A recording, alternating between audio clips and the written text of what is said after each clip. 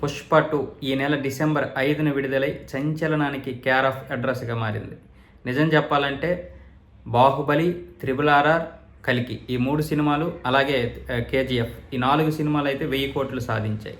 కానీ 6 రోజుల్లో మాత్రం ఏ సినిమా కూడా 1000 కోట్లు సాధించలేదు. అలా పుష్ప 2 అయితే ఈ రికార్డును అయితే క్రియేట్ చేసింది. కేవలం 6 రోజుల్లోనే 1002 కోట్లు అయితే వసూలు చేసి ఫాస్టెస్ట్ ఇండియన్ మూవీగా అయితే ఒక రికార్డ్ అయితే క్రియేట్ చేసుకుంది. అంటే 1000 కోట్లు వసూలు చేయడం అనేది ఇప్పుడు ప్రతి ఒక్కరికి సవాల్గా మారింది. ముఖ్యంగా రాజమౌళి గారు బాహుబలి సినిమా తీసినప్పటి నుంచి అందరూ 1000 కోట్ల క్లబ్లో ఉండాలని కోరుకుంటున్నారు.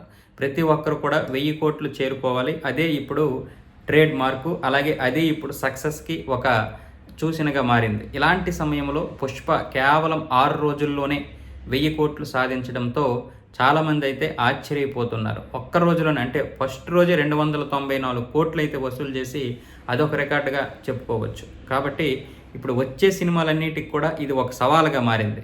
చాలామంది హీరోలు కూడా 1000 కోట్ల క్లబ్లో చేరాలని కోరుకుంటున్నారు అందరూ కూడా. ఇప్పుడు మిగతా వాళ్ళకు కూడా ఇది పోటీగా నిలుస్తుంది. ఏదేమైనా సరే పుష్ప ముఖ్యంగా మన తెలుగు రాష్ట్రాల్లో కంటే నార్త్ ఇండియాలో విపరీతంగా ఆడుతుంది. ఆ స్వాగ్ని ఎక్కువగా ఎంజాయ్ చేస్తున్నారు. అలాంటిది వాళ్ళకి బాగా ఇష్టం నార్త్ ఇండియా మాస్ పీపుల్కి. ఇప్పుడు పుష్పకి చాలా ప్లస్ అయింది.